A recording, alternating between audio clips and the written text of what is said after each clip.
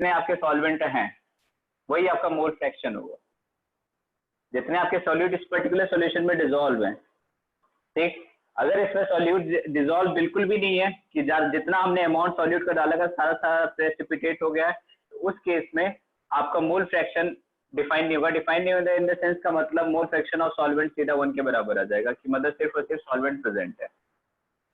ठीक है, वहां मेरा बताने का सेंस ये था कि हेट्रोजेनियस इन द सेंस का मतलब ये था कि अगर आपका कुछ अमाउंट प्रेसिपिटेट कर जा रहा हो, ठीक है, जैसे मान लीजिए कोई रिएक्शन हमने कराई है, उसमें कुछ अमाउंट हमारा प्रेसिपिटेट कर जा रहा है, तो उस प्रेसिपिटेट वाले पार्ट को आप छोड़ दीजिए, उसका जो भी सोल्यूशन में आपका डिसॉल्व रहेगा वो आपका क्या होगा, मोल फ्रैक्शन को रिप्रेजेंट करेगा, उसमें मोल फ्रैक्शन अलाउ कर सकते हैं। लेकिन ये ध्यान रखिएगा कि जो सोल्यूशन में डिसॉल्व रहेगा उसी का सिर्फ मोल फ्रैक्शन निकालेंगे, जो प्रेसिपिटेट कर जाएगा उसका नहीं निकालेंगे।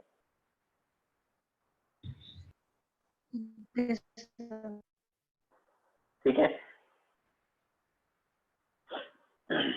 तो इनडायरेक्टली आप जो वैसे हालांकि अगर आपको लग रहा है कि डाउट की हेट्रोजीनियस वाले में नहीं निकालते हैं, तो आप ऐसे समझ सकते हो कि आपके पास एक सॉल्यूशन था, हमने जो भी सॉल्यूट डाला, तो हेट्रोजीनियस हम क्या डिफाइन करते हैं कि वो सारे के सारे क्या हो गए, प्रेसिपिटेट की फॉर्म में आगे नीचे बैठ गए। इस केस में हम मोल फ्रैक्शन क्या लिखेंगे, सॉल्यूट का कुछ नहीं लिखेंगे, सॉल्यूशन का क्या लिखेंगे, एक्स ऑफ सॉल्वेंट क्या लिखेंगे, 1 के बराबर। ठीक है, तो आप अभी कंसीडर कर सकते हो, अगर आप बिल्कुल सेपरेटली यही पॉइंट ले रहे हो कि हमने जो सॉल्यूट मिलाया है वो प्रेसिपिटेट कर गया है, तो उसका मोल फ्रैक्शन नहीं डिफाइन होगा। अगर आप सिर्फ इसी को हेट्रोजीनियस डिफाइन कर रहे हो तो नहीं होगा उसमें, अगर कोई रिएक्शन प्रोसीड नहीं हुई तो। ठीक है, यस सर। लास्ट लेक्चर में हम लोग मिक्सिंग वाला क्वेश्चन कर रहे थे आई थिंक।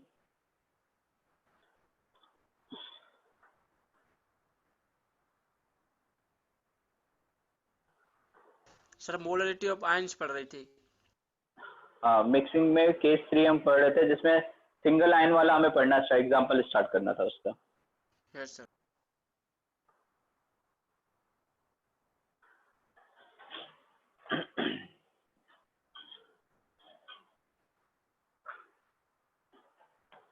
ठीक है, इसमें हमने सब केस फर्स्ट क्या लिया था कि सॉल्यूशन जिसमें कंटेनिंग सिंगल इलेक्ट्रोलाइट था। सब केस फर्स्ट क्या था,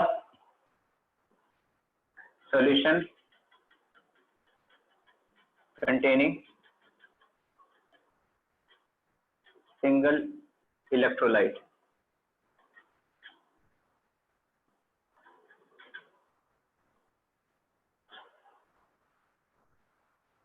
ठीक है, फॉर एग्जांपल समझते हैं, NaCl है हमारे पास। अगर मैं कह रहा हूँ ये मैंने 0.1 मोलर लिया और 100 ml सोल्यूशन लिया, ठीक है, तो 0.1 मोलर 100 ml सोल्यूशन है, दैट मीन्स इसके कितने नंबर ऑफ मिलीमोल्स आएंगे, 10 मिलीमोल आएंगे। अब ये आपका स्ट्रॉन्ग इलेक्ट्रोलाइट हम कंसीडर करके लेके चलते हैं, या फिर ऐसे कह लीजिए मोल कॉन्सेप्ट में हम जो भी पढ़ेंगे वो स्ट्रॉन्ग इलेक्ट्रोलाइट पढ़ेंगे। स्ट्रॉन्ग इलेक्ट्रोलाइट का मतलब जो कंप्लीटली आयनाइज हो जाएंगे रिएक्शन में मिलने पे, सॉल्यूशन में जाने पे, यानी NaCl जितना आपका सॉल्यूशन में डिसॉल्व होगा सारा का सारा अगर डिसॉल्व हो जाता है उसे हम कहते हैं आपका स्ट्रॉन्ग इलेक्ट्रोलाइट। जितने नंबर ऑफ मोल्स NaCl के थे सारे के सारे ब्रेक होकर किस फॉर्म में आ गए, Na+ और Cl- में। यानी इनिशियल में ये 10 मिलीमोल था, ये 0 था, ये भी 0 था, लेकिन फाइनल में क्या होगा, ये 0 हो जाएगा, ये कितना हो जाएगा 10 मिलीमोल, और ये भी कितना हो जाएगा 10 मिलीमोल।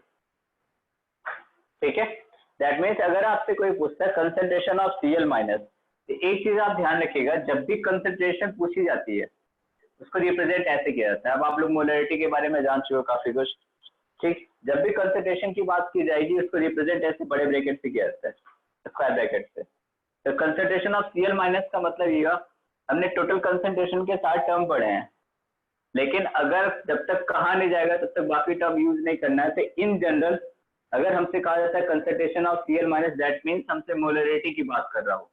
किसकी बात कर रहा है, मोलरिटी की। ठीक है, मोल फ्रैक्शन, मोलरिटी, इन सब में आपका लिखा होगा। ठीक है, सिंपली जैसे आप इन जनरल हम बोलते हैं अमेरिका, तो सब लोग को पता चल जाता है कि अमेरिका मतलब USA, जबकि उस एक्चुअल अमेरिका जैसा कोई कंट्री है ही नहीं। एक कंट्री है उसका नाम है USA, वो अमेरिका उसके फुल फॉर्म में आता है। ठीक है। उसी टाइप से कंसंट्रेशन की टर्म अगर हमने बोला कि कंसंट्रेशन, दैट मीन्स जो भी 6-7 है उसमें कौन सी वाली यूज करनी है, सिर्फ मोलरिटी वाली। आपसे क्वेश्चन में पूछा कंसंट्रेशन ऑफ Cl माइनस, तो Cl माइनस की कंसंट्रेशन कितनी आएगी 10 millimole, that means number of mole divided by volume of solution. ये मिलीमोल में से नीचे 100 ml आ सकती है, जैसे कितना आएगा 1/10 मोलर।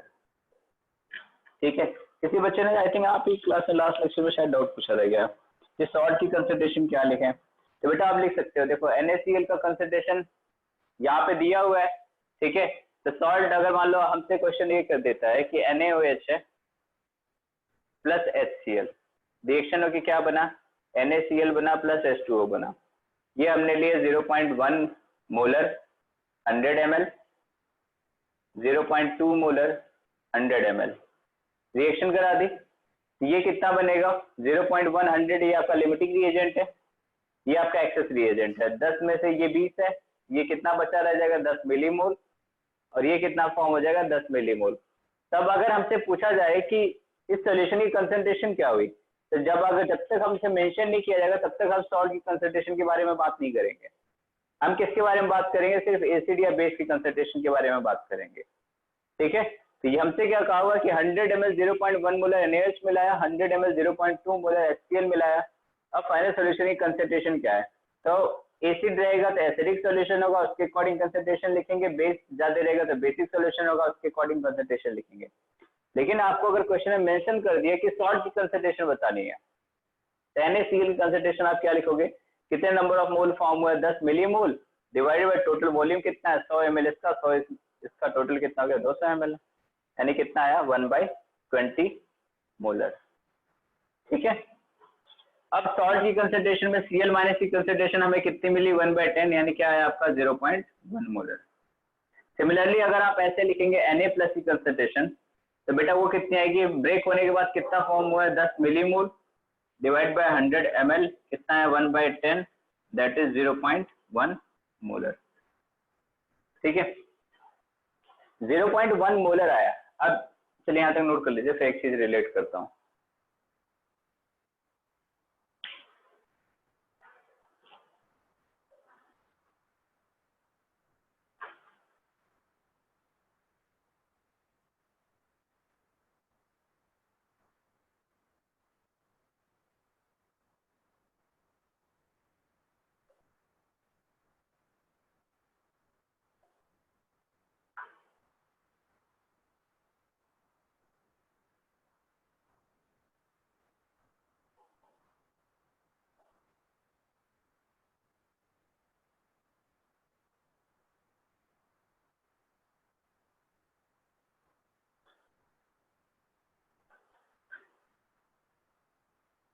चलिए डन। ठीक है। अब एक चीज आप ये समझिएगा कि Na प्लस की मोलरिटी कितनी आई है 0.1, Cl माइनस की मोलरिटी कितनी आई है 0.1। इसका मतलब जितना मोलर हमने NaCl लिया था जिस कंसंट्रेशन का, वही कंसंट्रेशन आपकी Na प्लस की भी आ रही है और Cl माइनस की आ रही है। ऐसा कैसे पॉसिबल है, क्यों आ रहा है, वो देखिए हम समझते हैं।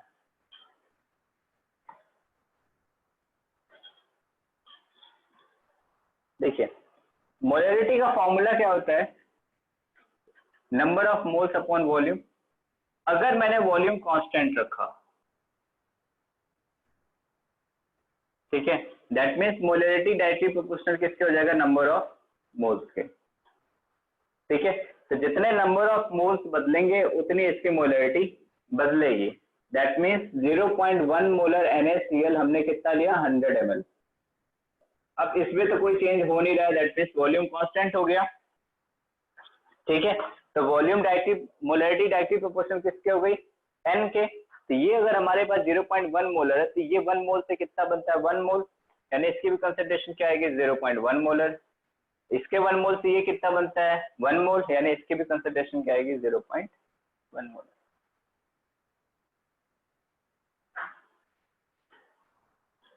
ठीक है।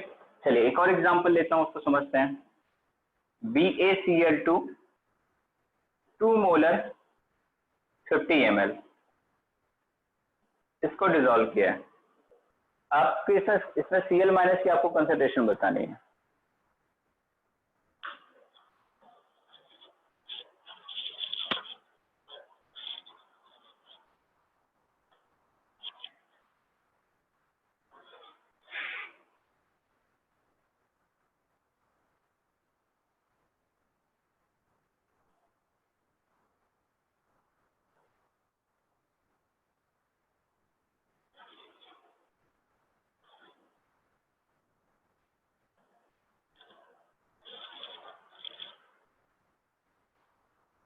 सर कितनी ml सॉल्यूशन है? 50 ml है बेटा, 50 ml, 2 मोलर 50 ml।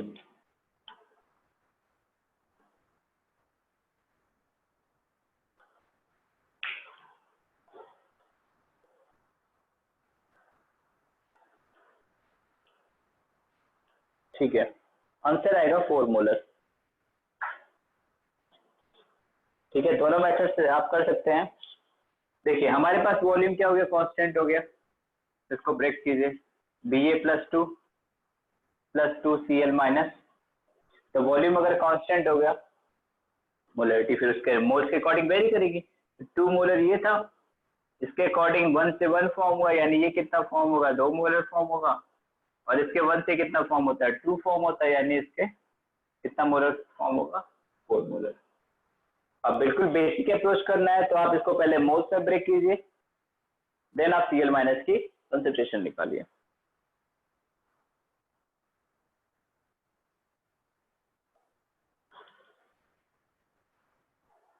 ठीक है बेटा, यहाँ पे किसी को कुछ डाउट है, कुछ पूछना है?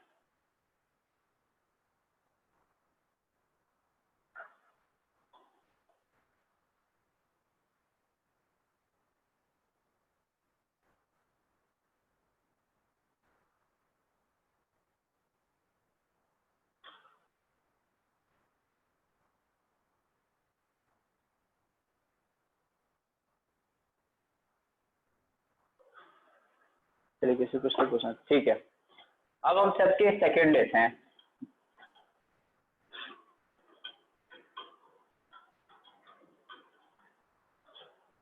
सेकंड में सॉल्यूशन कंटेनिंग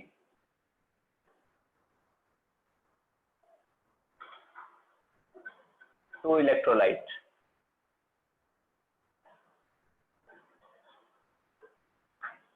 ठीक है, चलिए इसको समझते हैं।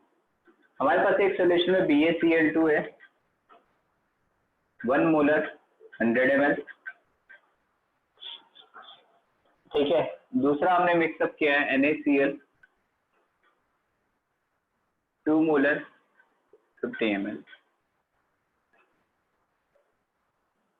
ठीक, चलिए इस क्वेश्चन को पहले सॉल्व करते हैं, फिर नेक्स्ट क्वेश्चन मैं दूंगा आपको करने के लिए। हमने क्या किया, दोनों सॉल्यूशन को मिक्सअप किया है। ठीक है, तो मिक्सअप किया है तो ये भी ब्रेक होगा, वो भी ब्रेक होगा।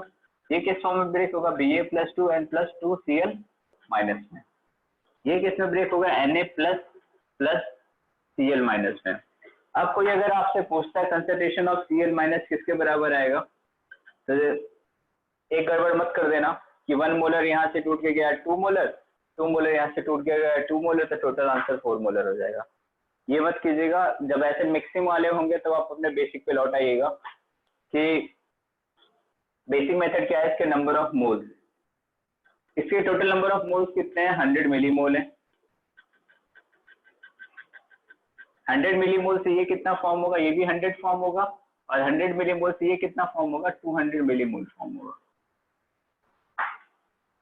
ठीक है, अब बात करते हैं Na+ और Cl माइनस की। इसके टोटल मिलीमोल कितने हैं, 100 मिलीमोल है। ठीक है, 100 मिलीमोल से Na+ कितना फॉर्म होगा, 100 मिलीमोल। यहाँ पे कितना ये फॉर्म होगा, 100 मिलीमोल। अब हम लिखते हैं कंसंट्रेशन ऑफ Cl माइनस। तो बेटा कंसंट्रेशन ऑफ Cl माइनस के लिए टोटल सॉल्यूशन में number of moles of Cl minus कितने आएंगे,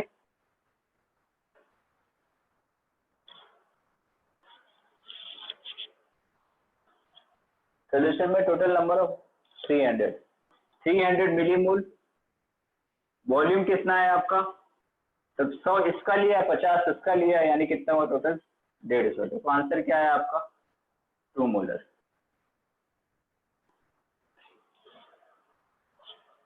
ठीक है, आंसर क्या है, कंसंट्रेशन ऑफ Cl माइनस का 2 मोलर। वो इसलिए गलत हो गया था, पिछले वाले पार्ट में देखिए वॉल्यूम कांस्टेंट था, इसलिए हम मोलरिटी को डायरेक्टली नंबर ऑफ मोल्स के प्रोपोर्शनल कर रहे थे। वॉल्यूम कांस्टेंट था, इसमें बेटा देखो वॉल्यूम कांस्टेंट नहीं है, इसमें ये 100 ml लिया है, फिर यहाँ 50 ml लिया है। ठीक है, वॉल्यूम अगर किसी इलेक्ट्रोलाइट के लिए कांस्टेंट होता है तब वो डायरेक्टली प्रोपोर्शनल टू n होता है। अब अगर किसी के दिमाग में चल रहा हो कि सर अगर इसको भी 100 ml ले लेते तब, किसी खोपड़ी में घूमा? कि अगर मैं दूसरा भी 100 ml ले लूँ तब आंसर 4 हो जाएगा क्या?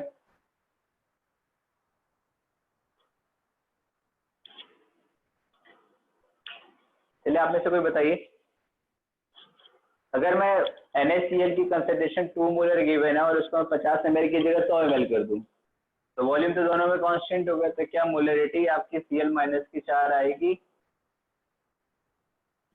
सर हाँ जी, कांस्टेंट नहीं आएगी, क्योंकि सर जो फाइनल वॉल्यूम है वो 200 हो जाएगा, 100 नहीं रहेगा। हाँ सही कहा आपने बेटा। जैसे बहुत बढ़िया जवाब दे। जैसे जैसे आप इसका वॉल्यूम अगर बदलोगे तो आपके इसके लिए कांस्टेंट है, इसके लिए कांस्टेंट है ना, हमें इससे थोड़ी मतलब होता है, हमें तो इससे मतलब होता है कि फाइनल में वॉल्यूम क्या है। तो फाइनल वॉल्यूम पहले 100 और 50 मिला के 150 था, अब कितना हो गया? 100 और 100 मिला के 200 हो गया। तो अगर आप इसका वॉल्यूम बढ़ाओगे, ठीक है, तो ओवरऑल सॉल्यूशन का फाइनल वॉल्यूम भी बदलेगा। तो कभी भी मोलरिटी को ऐसे सम करके मत लिखना, वो सिर्फ सिंगल इलेक्ट्रोलाइट के लिए सही होता है, ऐसे डबल इलेक्ट्रोलाइट के लिए मत ट्राई करने लग जाना, ठीक। अब कंसंट्रेशन ऑफ Ba+2 की बात करें अगर, तो वो कितना आएगा? 100 मिलीमोल था ये। सॉल्यूशन का वॉल्यूम कितना है? 150, यानी इससे कट गया तो आंसर क्या आएगा? 2/3 मोलर। कंसंट्रेशन ऑफ Na+ की अगर बात करें तो कितना है टोटल? 100 मिलीमोल है, यानी 100 डिवाइडेड बाई 150, यानी क्या आएगा? इसका भी 2/3 मोलर।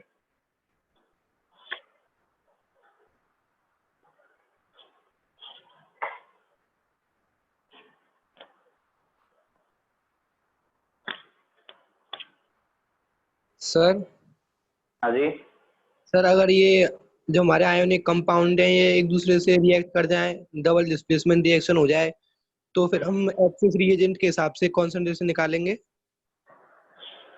जब डबल डिस्प्लेसमेंट वाली रिएक्शन होगी तब हम उसको ऐसे नहीं सॉल्व करेंगे, तो दूसरे तरीके से सॉल्व करेंगे, वो चिंता मत करो, आयनिंग में खूब सारा करेंगे हम लोग। Okay sir.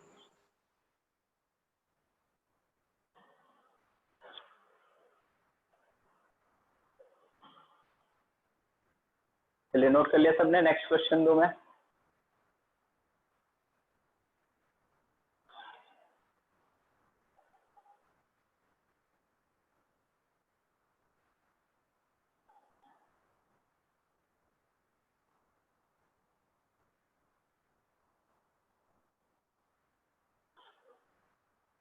ठीक है, देखते हैं।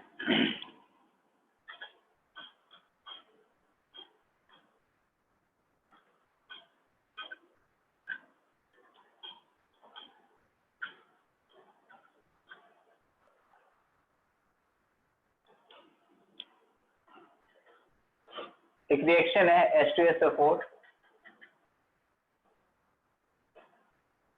ये आपका 0.5 मोलर और 40 ml प्लस NaOH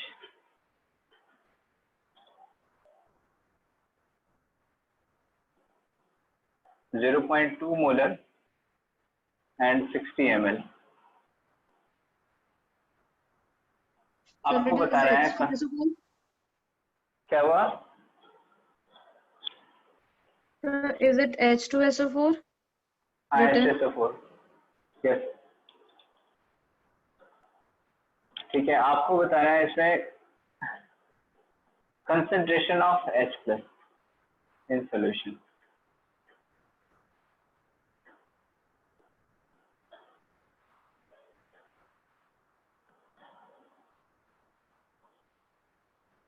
ऐसे ही कंसंट्रेशन ऑफ H+ हम लिखो, रह जाएगा ये कंसंट्रेशन ऑफ H+ और OH- या फिर बोथ इन सॉल्यूशन। जो भी बचा हुआ है, या फिर अगर दोनों बचे हैं तो दोनों के दोनों की कंसंट्रेशन लिखनी है।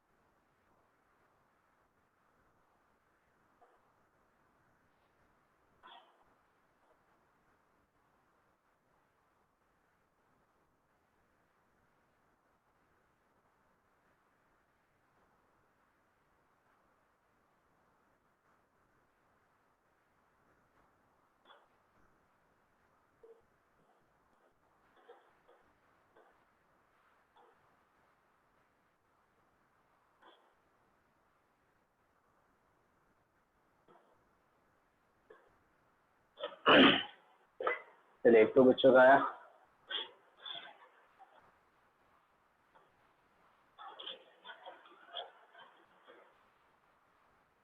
ठीक है, इसको समझते हैं क्या है क्वेश्चन आपका। देखिए, अगर आप इस रिएक्शन को बैलेंस करके लिखेंगे तो H2SO4 का दोनों हाइड्रोजन एसिडिक होता है। H2SO4 प्लस NaOH रिएक्शन कराइए तो क्या बनेगा? Na2SO4 plus 2H2O 2NaOH। ठीक है, दैट मीन्स आपके इसमें टोटल H प्लस कौन देगा? H2SO4 देगा, और OH माइनस कौन देगा? NaOH देगा। बेटा जिसका भी आंसर आया तो वो बताए कंसंट्रेशन ऑफ H प्लस आया या OH माइनस आया है?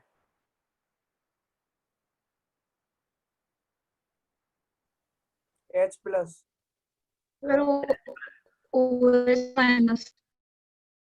अच्छा, दो लोग का आंसर, एक लोग का H प्लस, एक लोग का OH माइनस।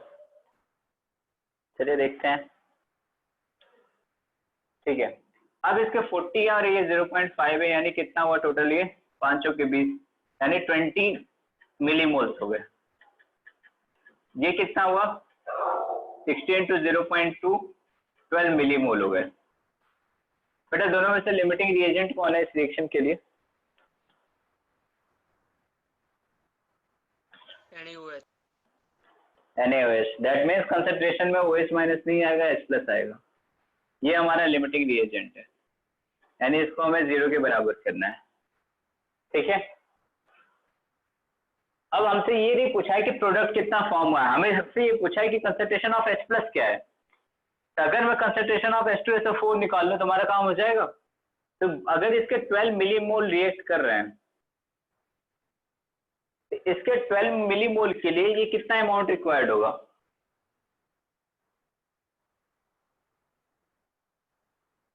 बेटा आंसर बताओ जल्दी।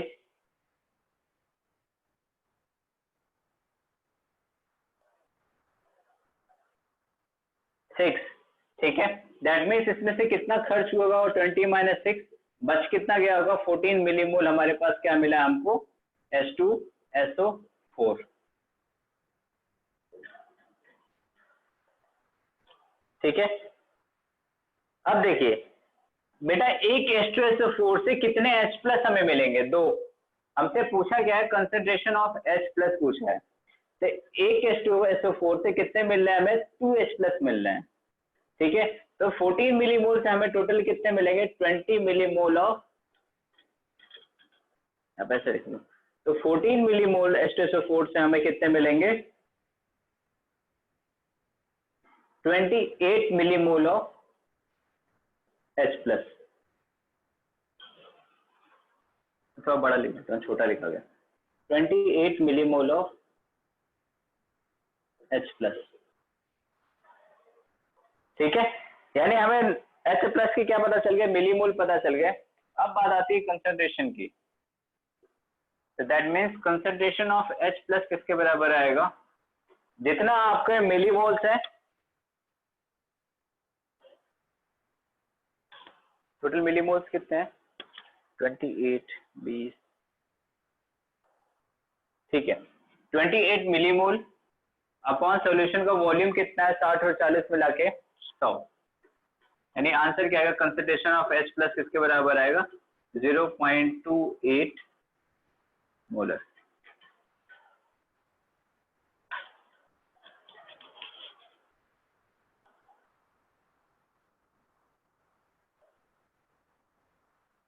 सर हाँ जी, सर हम इसी जो क्वेश्चन दिया था उसको बिना आगे प्रोसीड किए यहीं से मोल इसके मिलीमोल निकाल सकते हैं, कंसंट्रेशन निकाल सकते हैं H प्लस का। कहाँ से?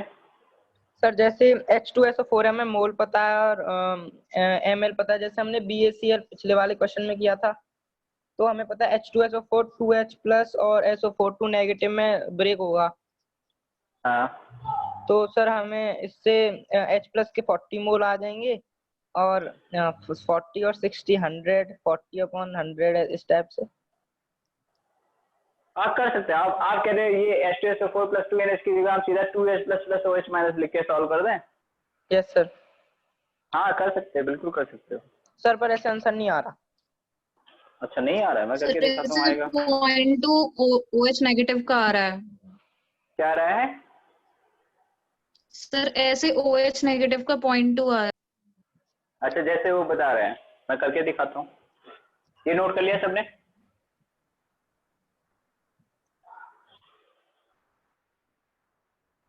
ठीक है चलिए। देखिए हम जिसका भी डाउट हो उसने क्या किया, H2SO4 में से H+ सीधा निकाल लिया। तो बेटा यहाँ से आप H+ निकालोगे तो कितने मिलीमोल फॉर्म होगा, 4 5 20 × 2 यानी 40 मिलीमोल हमें क्या मिलेगा, H+ मिलेगा। यहाँ से आप OH में माइनस निकालोगे कितना आएगा, 60 6 दूनी 12 यानी OH माइनस कितने आएंगे, 12 मिलीमोल आएंगे। ठीक है, अब इससे OH माइनस कैसे एक्सेस में आ रहा था?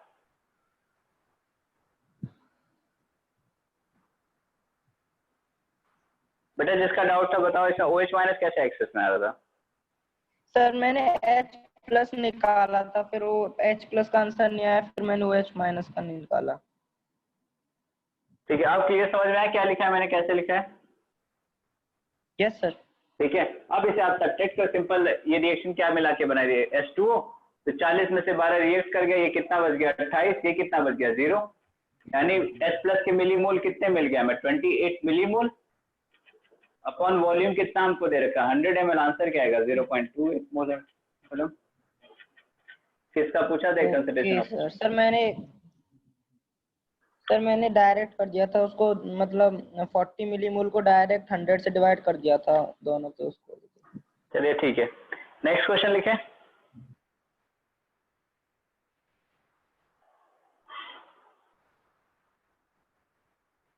बेटा 6 माइनस इसलिए किया था, वो H2SO4 का रिएक्शन अगर आप करा रहे हो, H2SO4 है प्लस NaOH है, ये 2 NaOH था, ये हमारा 40 था, ये हमारा 12 था। बेटा अगर रिएक्शन हुई होगी तो NaOH के साथ कुछ H2SO4 का भी तो अमाउंट रिएक्ट करके आगे गया होगा। अगर ये रिएक्शन प्रोसीड हुई है दैट मीन्स ये 40 हमने लिया है, ये हमारे पास 12 है, ये लिमिटिंग रिएजेंट है, तो क्या हुआ, इसके अकॉर्डिंग प्रोडक्ट फॉर्म होगा, इसके अकॉर्डिंग सब कुछ चलेगा, लेकिन जितना ये अमाउंट यूज हुआ इसके अकॉर्डिंग कुछ H2SO4 भी तो यूज किया होगा हमने, तो वो अमाउंट हमने निकाला था 6 के बराबर। सर ये वाला पार्ट समझ में नहीं आया सर, H पॉजिटिव और OH नेगेटिव का। अच्छा ये बेटा देखो हमें जरूरत क्या है किसकी, सिर्फ हमें H+ चाहिए और OH माइनस चाहिए, एसिड बेस रिएक्शन हो रही है ये। ठीक है, तो अगर हम H2SO4 के नंबर ऑफ मिलीमोल निकालोगे तो H2SO4 के मिलीमोल कितने आएंगे बेटा, 20 मिलीमोल आएंगे। ये आपको समझ में आया?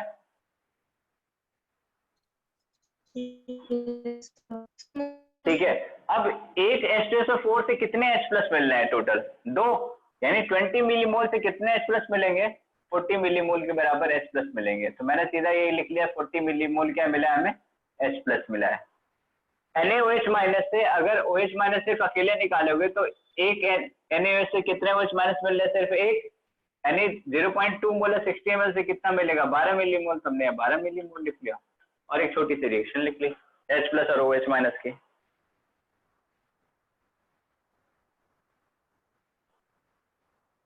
ठीक है,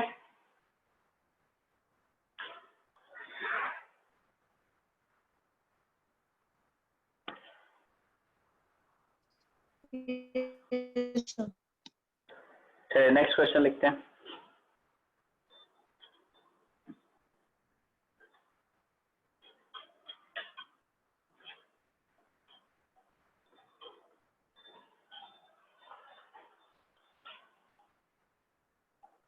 The molarity of Cl minus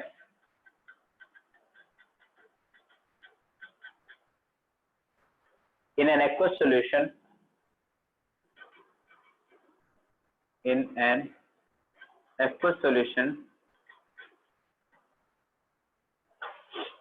which was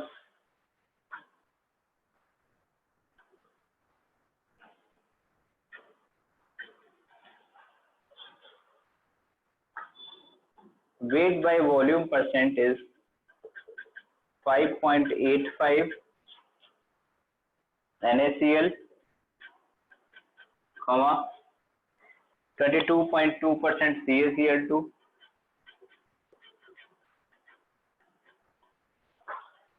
and 5.35% NH, 5.35% NH4Cl.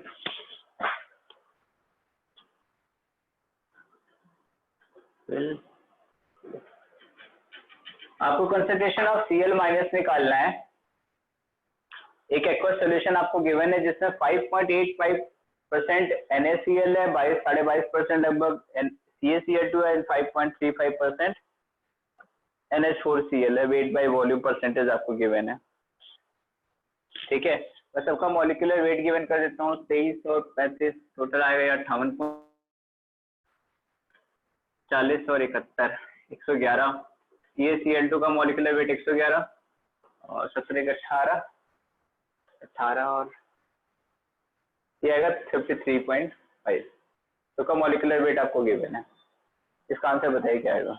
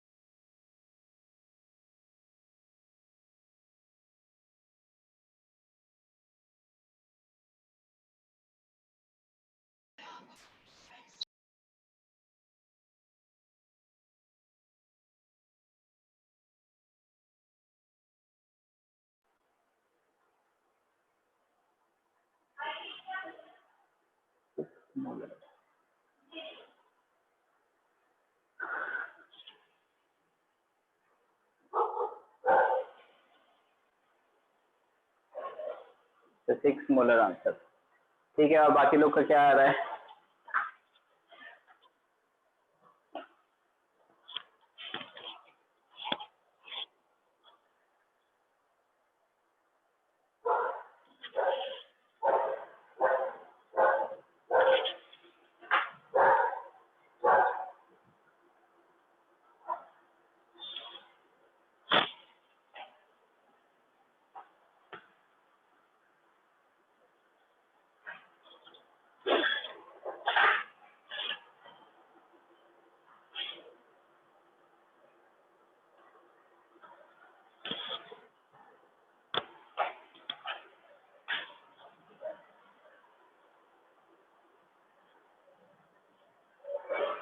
बेटा 2 बच्चों ने केवल आंसर दिया है। देवगुरु, अच्छा 3 ने आंसर दिया है, आयुष गौर, देवगुरु और दिव्यांश शर्मा।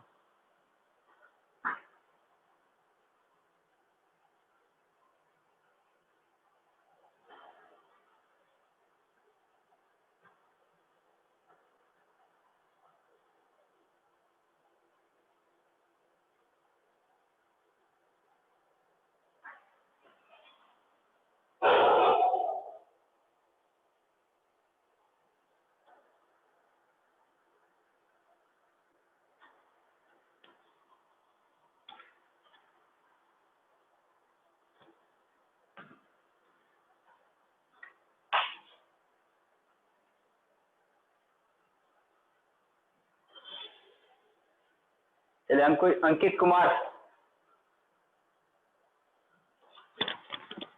आपको मेरी आवाज क्लियर आ रही है।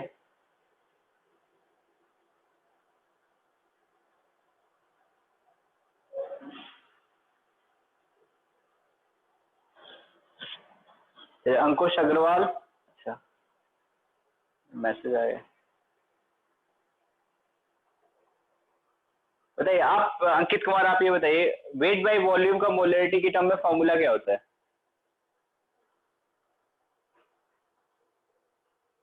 अगर वेट बाय वॉल्यूम से मोलरिटी निकालना हो तो फॉर्मूला क्या होता है?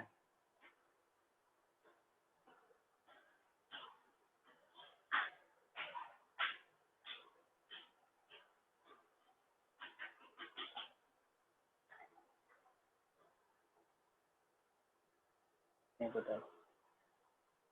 चलिए अंशुल चौधरी अपना माइक अनम्यूट कीजिए। Yes sir. बताइए वेट बाय वॉल्यूम का मोलरिटी की टर्म में फॉर्मूला क्या होता है?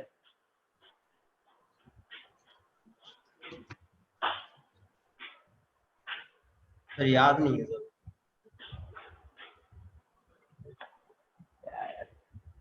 चलो sir molarity is equals to % W by V into 10 upon molar mass। हाँ ठीक है। मोलरिटी का फॉर्मूला क्या होता है? 10 into percentage W by V upon molar mass. ठीक है, अगर ये percentage W by W given होता तो डेंसिटी का मल्टीप्लिकेशन और होता। ठीक, दैट मीन्स आपको मोलरिटी ऑफ NaCl गिवन है। मोलरिटी ऑफ NaCl कितना गिवन है? 10 5.85 multiply by 10 divided by molar mass कितना है? 58.5 that is equal to 1 molar. Molarity of CaCl2 आपको कितना गिवन है? 22.2% मल्टीप्लाई बाय 10 डिवाइडेड बाय 111 यानी कितना मोलर है? 2 मोलर है। अगर ये बात करें NH4Cl की मोलरिटी क्या गिवन है आपको?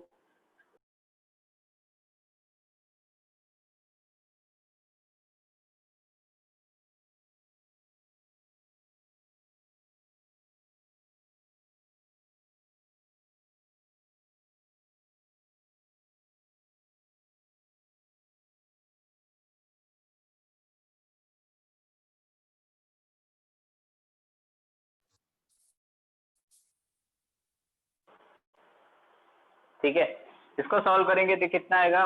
5.35 into 10 upon 53.5 that is equal to 1 molar.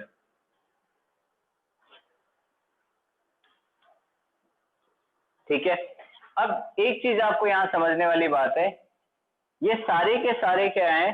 सिर्फ एक किसी सॉल्यूशन में है। ये अलग अलग सॉल्यूशन हमने मिक्सअप नहीं किया है। ठीक है, दैट मीन्स अगर सिंगल सॉल्यूशन में अगर ये बात हो रही है तो इसका मतलब आपका वॉल्यूम क्या है? कांस्टेंट है। तो वॉल्यूम कांस्टेंट है, that means molarity directly proportional to किसके आएगी? नंबर ऑफ मोल्स के। अब NaCl वाले केस में अगर हम NaCl को ब्रेक करते हैं Na plus plus Cl minus में, ठीक है, तो नंबर ऑफ मोल्स कितने आएंगे? इसका भी 1 आएगा, इसका भी 1 आएगा, यानी Na प्लस की मोलरिटी 1 मोलर, Cl माइनस की मोलरिटी 1 मोलर।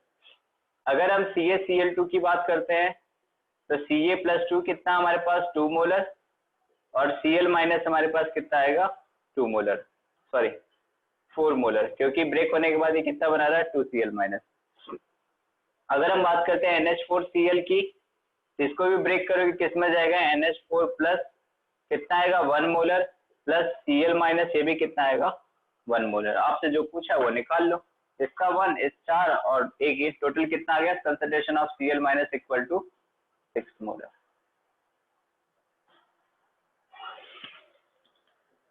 चलिए बताइए, किसी को कुछ पूछना है, इसमें डाउट है कोई?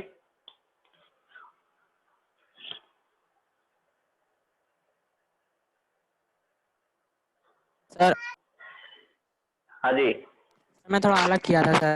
जो परसेंटेज WIV दिया था उसमें मैंने मान लिया 100 ml है। हाँ ठीक है। अच्छा, उससे मैंने सबके मोल निकाल लिए। हम्म, तो Cl के पास लगा मोल, सबको प्लस मोल करके 100 से डिवाइड दे दिया, तो सर 6 मोल आ गया। सही है सर?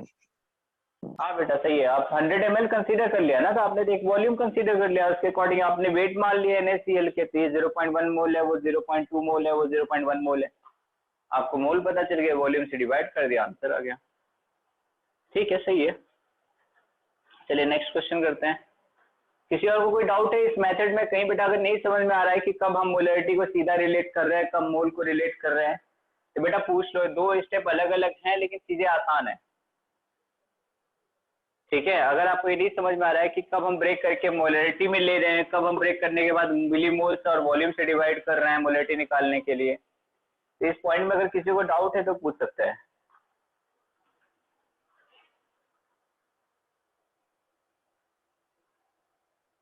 चलिए किसी कोई प्रॉब्लम नहीं, ठीक है। नेक्स्ट क्वेश्चन लिखते हैं हम लोग। सर इसका दूसरा मेथड क्या था?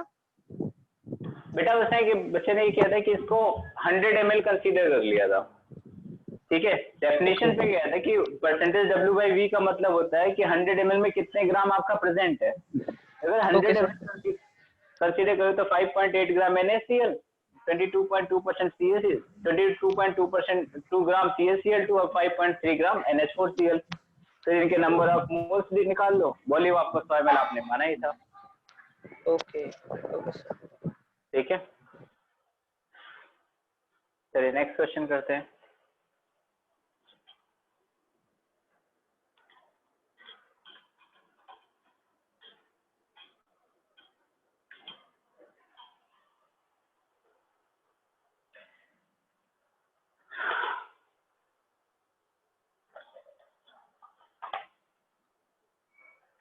To molar 100 ml Na2SO4 is mixed with 3 molar 100 ml NaCl. Solution. And 1 molar of 200 ml CaCl2 solution.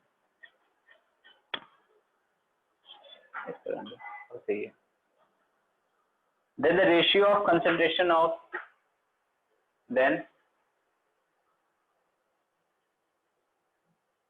calculate the ratio of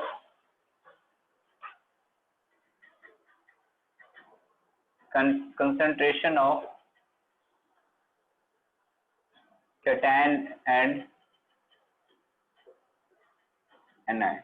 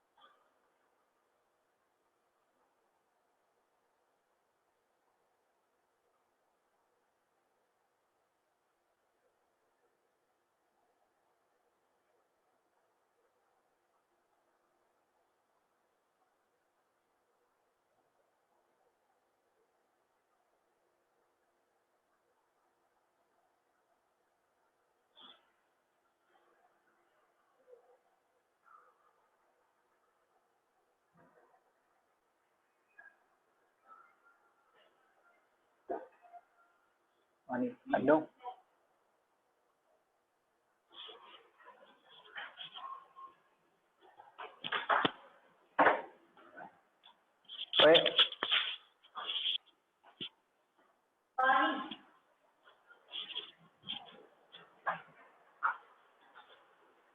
अच्छा 1:1 आ रहा है। अच्छा 2 molar 100 ml, 3 molar 100 ml, 1 molar 200 ml। अच्छा एक बचेगा 1/4। बेटा पास अग्रवाल आपका काफी देर मतलब इससे पहले क्वेश्चन में रिप्लाई नहीं आ रहा था।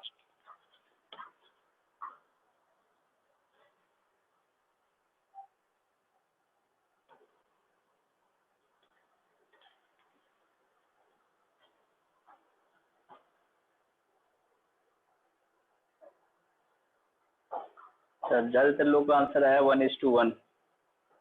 एक लक्ष्य का है 1:4। ठीक है देखते हैं। 2 मोलर 100 ml Na2SO4 यानी Na2SO4 के कितने मिलीमोल? 200 मिलीमोल।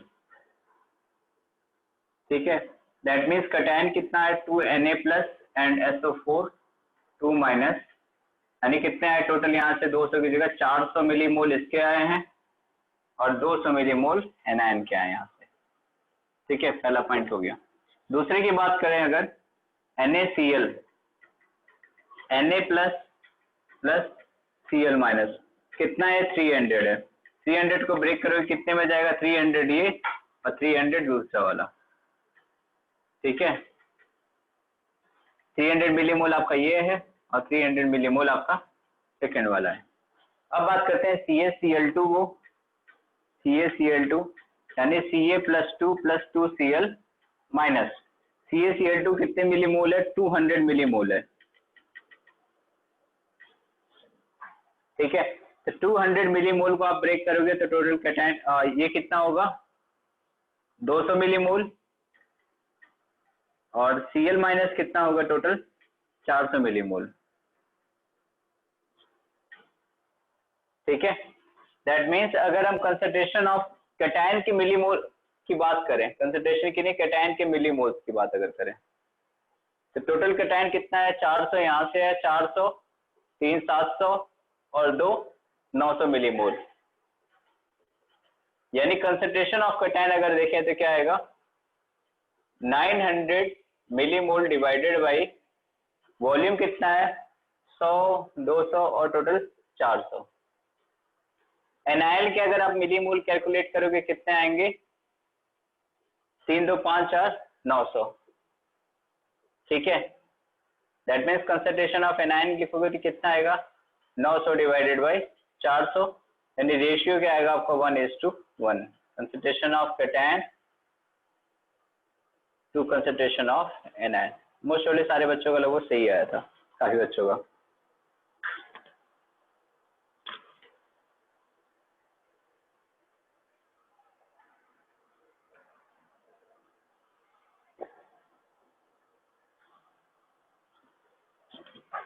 ठीक है, चलिए नेक्स्ट क्वेश्चन करते हैं।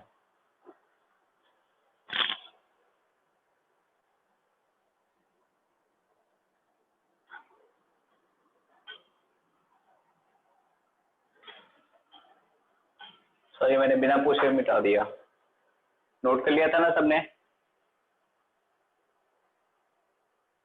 नोट तो कर लिया था ना सबने, ठीक है चलिए अच्छी बात है।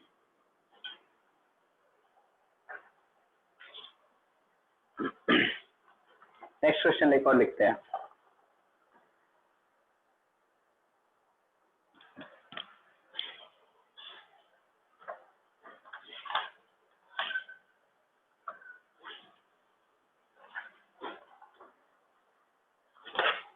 ओके एक थोड़ा सा टाइम देखो कितना बचा, 25 मिनट, 25 मिनट में एक टॉपिक हो जाएगा। ठीक है, एक टॉपिक हम लोग अलग से कर लेते हैं। आपका ये चैप्टर वैसे पूरा हो गया है, वीडियोमेट्रिक थोड़ा सा बचा हुआ है। सर हाँ जी सर, अगर इस क्वेश्चन में जैसे CaCl2 और NaCl तो एक ही सॉल्यूशन का पार्ट है, तो सर उसके वॉल्यूम हम कांस्टेंट लेकर मोलैरिटी को मोल से डायरेक्टली रिलेट कर हाँ सकते बेटा हैं। कर सकते थे, तीनों को आप रेशियो पूछा था ना उसमें, यस सर। ठीक है। तो तीनों के लिए आपको अगर रेशियो पूछा था तो आपका कंसंट्रेशन निकालने की जरूरत नहीं थी, सीधा मोल से डिवाइड करते तब भी आंसर आ जाता, क्योंकि आपका टोटल वॉल्यूम तो कांस्टेंट ही था। Okay sir.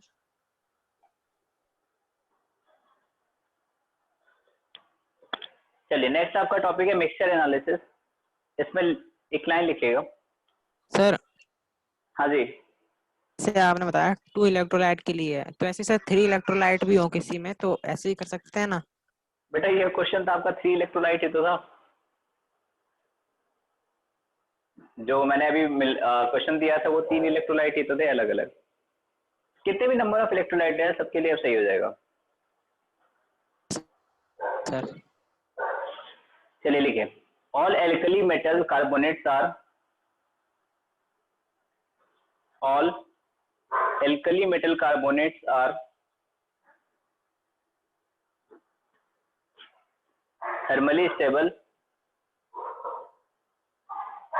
thermally stable and do not, So repeat it again. all alkali metal carbonates are, all alkali metal carbonates are thermally stable and do not decompose on heating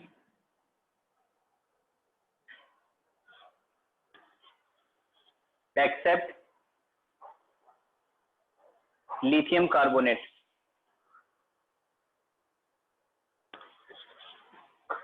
देखिए समझते हैं क्या लिखा हुआ। देखिए सारे के सारे जो एल्कली मेटल कार्बोनेट्स होते हैं, यानी Na2CO3, K2CO3, Rb2CO3, ये सारे के सारे एल्कली मेटल मतलब फर्स्ट ग्रुप के एलिमेंट है, ठीक है। इनको आप अगर हीट करते हो तो ये ब्रेक नहीं होते। ब्रेक किस सेंस में, जैसे हमारे पास Li2CO3 है, अगर आप इसको हीट करोगे तो ये ब्रेक हो जाता है Li2O solid plus CO2 gas के फॉर्म में। तो आपका जो लाइन लिखा हुआ है वो यही लिखा हुआ है कि all alkali metal carbonates are thermally stable and do not decompose on heating except Li2CO3, ठीक है। मतलब पहले वाले ग्रुप में कोई भी मेटल का कार्बोनेट डिकम्पोज नहीं होगा, हीट करने पे Li2CO3 डिकम्पोज हो जाएगा। अब ऐसे अगर बात करते हैं सेकेंड ग्रुप की, तो सेकेंड ग्रुप में क्या है कि बेरिलियम, मैग्नीशियम और कैल्शियम, बेरिलियम, मैग्नीशियम और कैल्शियम, ये सारे के सारे डिकम्पोज हो जाते हैं। अगर इनमें सभी को एम मेटल मान लो, ठीक, दैट मीन्स MCO3 को अगर मैं हीट करूंगा तो ब्रेक होते हैं MO प्लस CO2 में।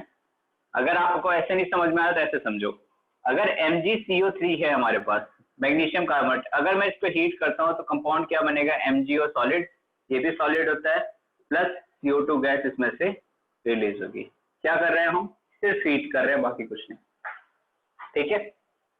लेकिन इस तीन के अलावा जो भी इसमें कंपाउंड होंगे, जैसे स्ट्रॉन्सियम, Sr और बेरियम, इसके जो कार्बोनेट्स हैं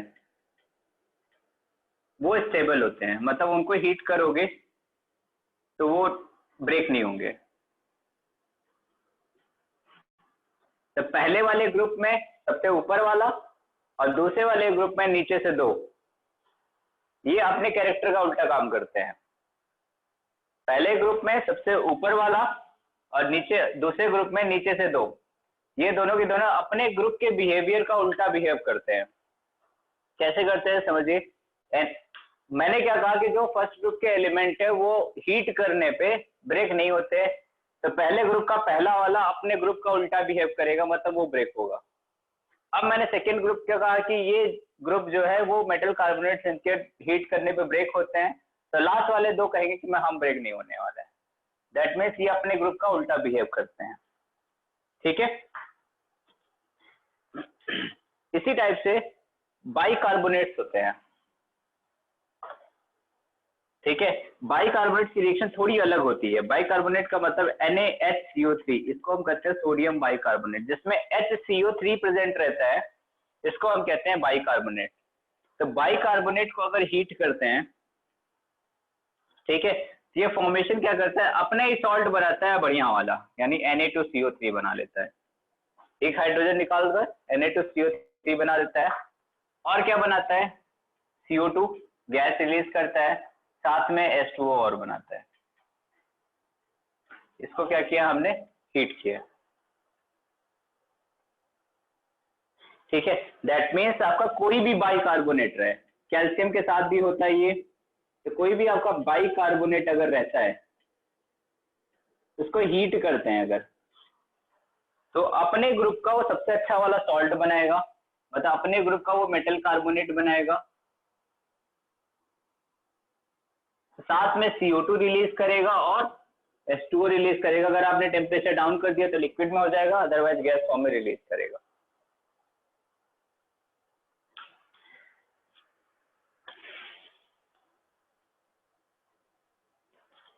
सर ये सिर्फ फर्स्ट ग्रुप के ही एलिमेंट फॉर्म करते हैं? नहीं बेटा, फॉर्म सारे करते हैं, अभी हमें काम इतने का ही है।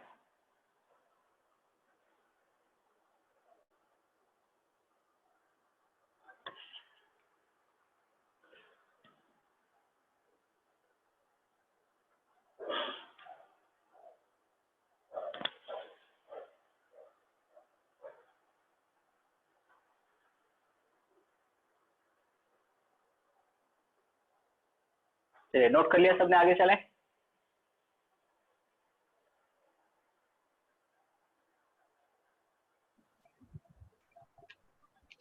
सर हाँ जी, सर जो Na2CO3 है सर, इस पे कैल्सिनेशन भी अप्लाइड नहीं होगी? Calcination yes sir, metal carbonate को सर कन्वर्ट करते हैं सर, मेटल निकालने के लिए यूज करते हैं उसको। वो बेटा अलग प्रोसीजर है, वो अलग मेथड है, ठीक है, वो अलग चीज है, वो मेटलर्जी में पढ़िएगा आप। Yes sir. 12th में आएगा मेटलर्जी, उसमें खूब पढ़िएगा, उसको फिल्टर करते रहिएगा, ठीक है। अभी हमारे मोल कांस्टेंट में बस इतना सही काम का था। ये हमारे काम का क्यों है वो समझते हैं कि ये उसका मोल कांस्टेंट में काम क्या है, ठीक है। देखिए इसमें एक लाइन लिख लेते हैं, any loss in mass during a reaction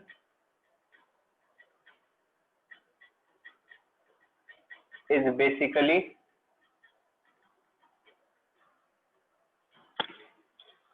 due to evolution of gases, due to evolution of gases, mixture is heated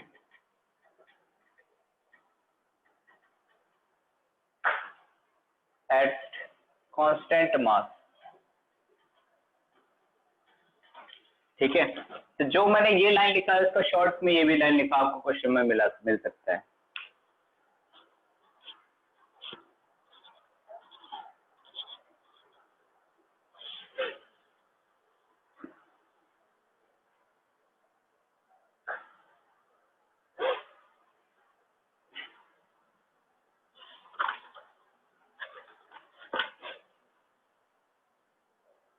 ठीक है, देखिए इसका मतलब क्या है, देखिए यहाँ पे जो लाइन लिखी हुई any loss in mass during this reaction is basically due to evolution of gases. अगर मान लीजिए किसी कंटेनर में आप सोडियम बाइकार्बोनेट रख के गर्म कर रहे हैं, ठीक है, गर्म करेंगे तो क्या निकल जाएगा, CO2 आपका चला जाएगा, H2O भी आपका चला जाएगा, तो जो आपका सॉलिड बचा रह जाएगा स्पेसिफिकली आपके कंटेनर में, इसे हम कहते हैं रेसिड्यू, ठीक है। तो जो सॉलिड रिमेनिंग रहता है आपके कंटेनर में उसे हम कहते हैं रेजिड्यू। इससे रिलेटेड एक बार मैं KClO3 वाला आपको क्वेश्चन करा चुका हूँ, ठीक है, कि रेसिड्यू किसे कहते हैं, मैं वहां एक बार आपको बता चुका हूँ। तो सॉलिड जो रिमेन्स रहता है उसे हम आपका कहते हैं बेसिकली रेसिड्यू कहते हैं, ठीक। अब यहाँ जो नाम लिखा हुआ है, यहाँ पे जो लाइन लिखी हुई है mixture is heated at constant mass, इसका मतलब ये हुआ कि हमने उसको इतना हीट किया कि उसका मास कांस्टेंट हो गया। वो इतना हीट का अमाउंट का मतलब क्या है कि NaCO3 को हमने इतना हीट किया कि ये सिर्फ और सिर्फ यही सॉलिड बचा रह गया, ये तो गैस बन के आपके कंटेनर को छोड़ के चले गए। तो दोनों लाइन का मतलब आपका यही है, दोनों में किसकी बात हो रही है, रेजिड्यू की बात हो रही है, जो फाइनल रेजिड्यू आपके कंटेनर में बाकी रह गया है, ठीक है।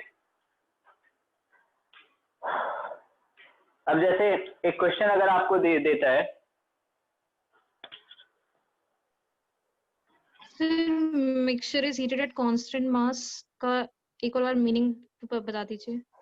देखिए mixture is heated at constant mass का मतलब है कि मान लीजिए आपके पास एक मिक्सचर था CaCO3 सॉलिड का प्लस NaSCO3 का या फिर Na2CO3 का, ठीक है।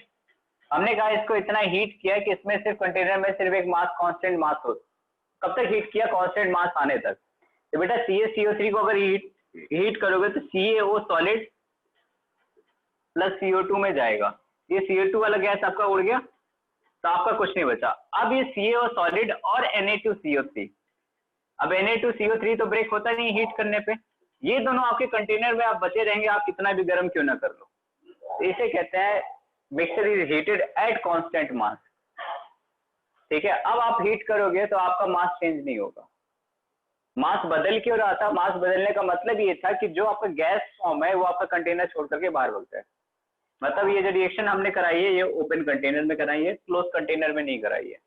तो अगर आपको लिखता है कि रिएक्शन में मास लॉस हुआ है तो मास लॉस किस फॉर्म में होता है, अभी जितना हम केमिस्ट्री में पढ़ेंगे वो किसकी वजह से होगा, जो गैस फॉर्म करके आपके कंटेनर से बाहर चला जाएगा, उसे हम कहते हैं आपका मास लॉस। कांस्टेंट मास किसे कहते हैं, जो आपका सॉलिड फॉर्म में एंड तक बचा रहेगा उसे हम कहते हैं कांस्टेंट मास। ठीक है, उसी को हम रेजिड्यू भी कहते हैं। सर हाँ जी, सर ये तो सब कार्बोनेट्स के लिए ही है ना, मतलब अभी अप्लाई। हमें सिर्फ कार्बोनेट के लिए ही पढ़ना है, आगे जब आएगा तो फिर देखा जाएगा। अभी आपको सिर्फ कार्बोनेट के लिए ही पढ़ना है, जितना जरूरी है उतना ही पढ़ना है। सर CaO और Na2CO3 कांस्टेंट मास है ना? क्या हुआ, CaO और Na2CO3 कांस्टेंट मास है ना यहाँ पर? हाँ, यहाँ पे CaO और Na2CO3 कांस्टेंट मास है, या फिर मतलब इनका जो मास आएगा वो कांस्टेंट आएगा। दूसरा टर्म आप ऐसे कह सकते हैं कि अगर आप सीखेगा रेजिड्यू हमारे पास क्या बचा हुआ है, रेजिड्यू में भी आप CaO का जितना अमाउंट होगा, Na2CO3 का जितना अमाउंट होगा आप उसको बताएंगे। Okay sir. अभी क्वेश्चन करते हैं, ज्यादा क्लियर आपको होगा।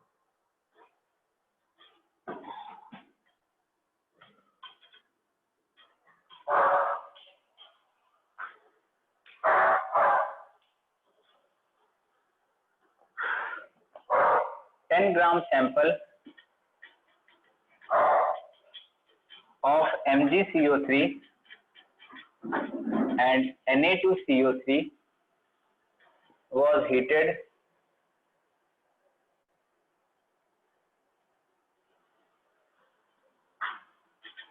and CO2 liberated occupied 2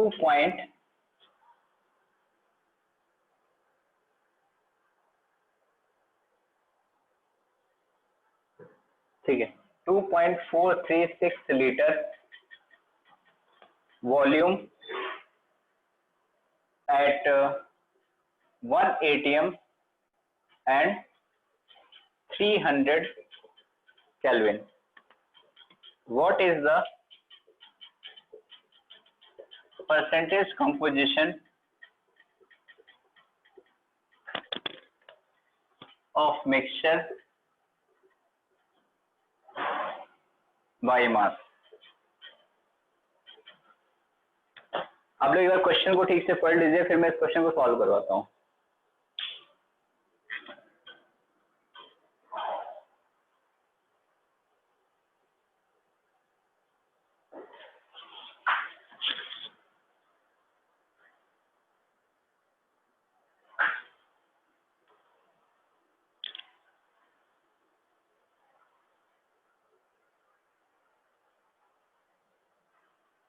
चलिए एक बार रीड कर लिया सबने, शुरू करते हैं। सबसे पहली बात आपको क्या देखना है, टेम्परेचर और प्रेशर। आपको दिया हुआ है 1 atm और 300 केल्विन, तो हवाबाजी में 22.4 लीटर जैसे ही करोगे आंसर गलत हो जाएगा। ठीक है, क्योंकि आपको प्रेशर क्या गिवन है 1 atm और 300 केल्विन। एसटीपी पे वो क्या होता है, आपका टेम्परेचर प्रेशर क्या होता है 1 atm 273 केल्विन। यहाँ टेम्परेचर बढ़ा के दिया है, इस चीज को ध्यान रखिएगा। ठीक, तो आपको वॉल्यूम पहले निकालना पड़ेगा, सॉरी मोल्स आपको CO2 कैलकुलेट करने पड़ेंगे। क्योंकि कैलकुलेट CO2 क्यों करने पड़ेंगे, MgCO3 सॉलिड है, साथ में Na2CO3 है, दोनों का मिक्सचर क्या मिला करके कितना है 10 ग्राम है। इसमें से हीट करने पे ब्रेक कौन होगा, सिर्फ और सिर्फ MgCO3 क्या जाएगा Mg और सॉलिड प्लस CO2 गैस की फॉर्म में लिबरेट होगा। ठीक है, अब number of moles of CO2 calculate करोगे तो MgCO3 का हमें अमाउंट पता चल जाएगा, मोल मोल रिलेशन से निकालते हैं, PV इक्वल टू nRT। ठीक है, प्रेशर आपको कितना गिवन है 1 atm, वॉल्यूम कितना है 2.436 लीटर, N की वैल्यू कितनी है हमें पता नहीं, R की वैल्यू कितनी है 0.0821, टेम्परेचर कितना है आपका 300 केल्विन। बेटा ये वैल्यू आप सब लोग को पता है या नहीं कि R की वैल्यू कैसे रखते हैं? ठीक है, पता है सबको, चलिए ठीक है। तो 8.314 कब रखते हैं और 0.0821 कब रखते हैं? सर 0.0821 जब ATM में और लीटर में दे रखा हो, और 8.314 वो हमारा चलो कोई और बता दो, एक तो आंसर इस बच्चे ने बता दिया, बाकी कोई और बता दो।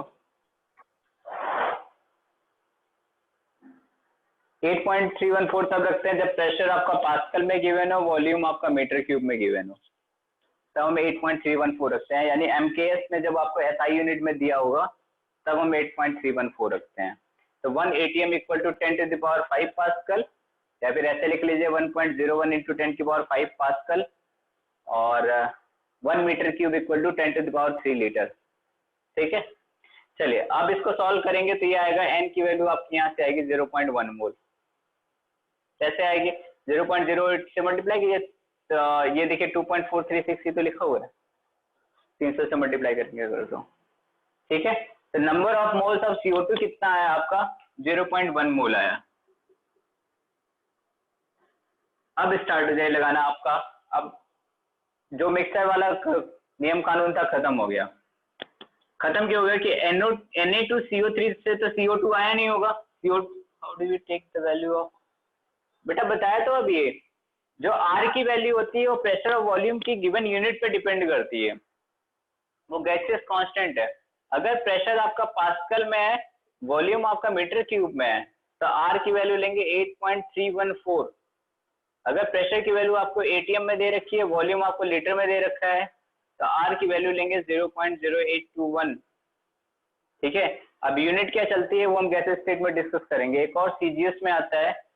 ठीक है, प्रेशर की वैल्यू डाइन में दी होती है, वॉल्यूम की वैल्यू आपकी दूसरी यूनिट में सेंटीमीटर क्यूब में गिवन होती है, तो R की वैल्यू लेते हैं 2 कैलोरी। ठीक है, वो आगे डिस्कस करेंगे गैस स्टेट में। ठीक है, टोटल मास कितना है? 10 ग्राम। हमें पता था CO2 सिर्फ किससे निकला है? MgCO3 से। अब इस रिएक्शन कंप्लीटली बैलेंस है, that means mole mole relation अगर लगाएंगे तो 0.1 मोल CO2 के लिए MgCO3 बेटा कितना रिक्वायर्ड होगा? 0.1 मोल। यहाँ तो सबको समझ में आ रहा है? अगर हमसे कह दिया है कि 0.1 मोल CO2 की निकल रहा है, दैट मीन्स 0.1 मोल CO2 के लिए MgCO3 कितना रिक्वायर्ड होगा? 0.1 mole of MgCO3। 0.1 mole MgCO3 के बाद MgCO3 का कितना मास आएगा? मैग्नीशियम का मास होता है 24, कार्बन का 12, यानी 36, और ऑक्सीजन का 48, 6, 54, 30, 84, 84। यानी आप इसका कितना आएगा? 8.4 ग्राम ऑफ MgCO3।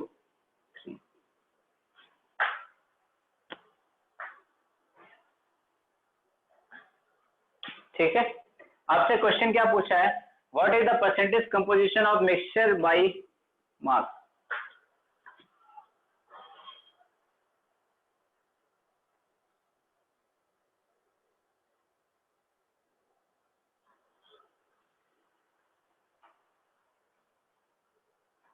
ठीक है, तो अगर आप किसी का भी निकाल दो, आप MgCO3 का निकालो, तो टोटल मास कितना था? 10 ग्राम।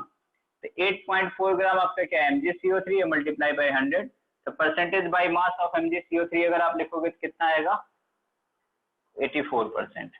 और percentage by mass of Na2CO3 लिखोगे तो क्या आएगा? 16%।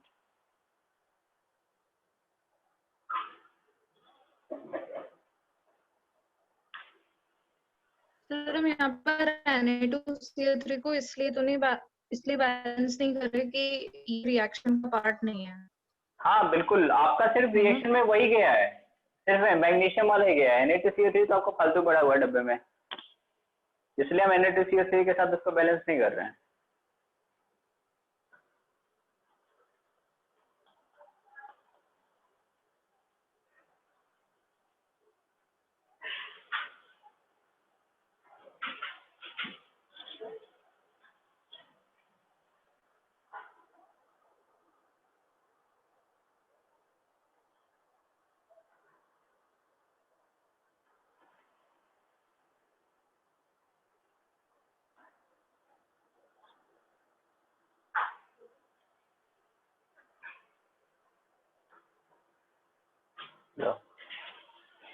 क्या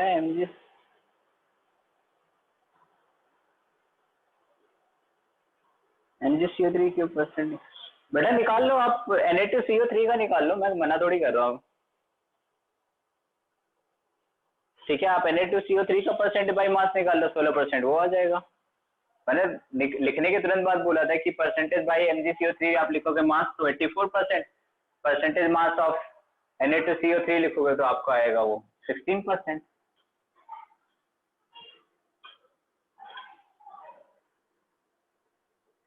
ठीक है, एक सवाल और लिखते हैं आपके घर के लिए।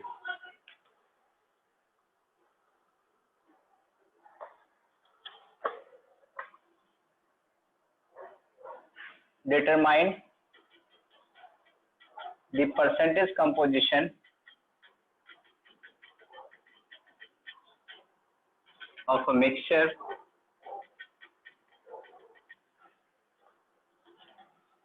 of anhydrous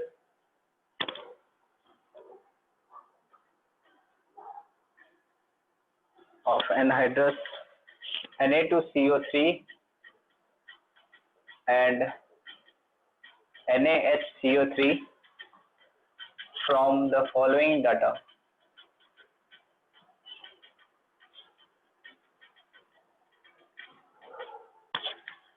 Weight of mixture taken,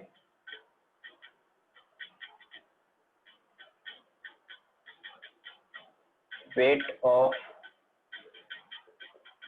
mixture taken is equal to 2 gram, and loss of weight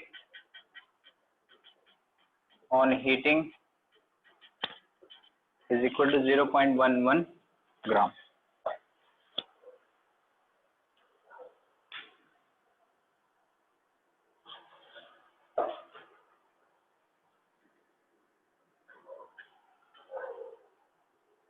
मेरा एनहाइड्रस का मतलब बिना वाटर वाला होता है।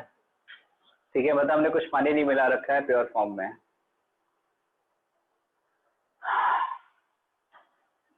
ठीक है, चलिए अब आप इसको नेक्स्ट लेक्चर में अटेम्प्ट करके आइएगा, डिस्कस कर लेंगे। आपका ये चैप्टर पूरा हो गया।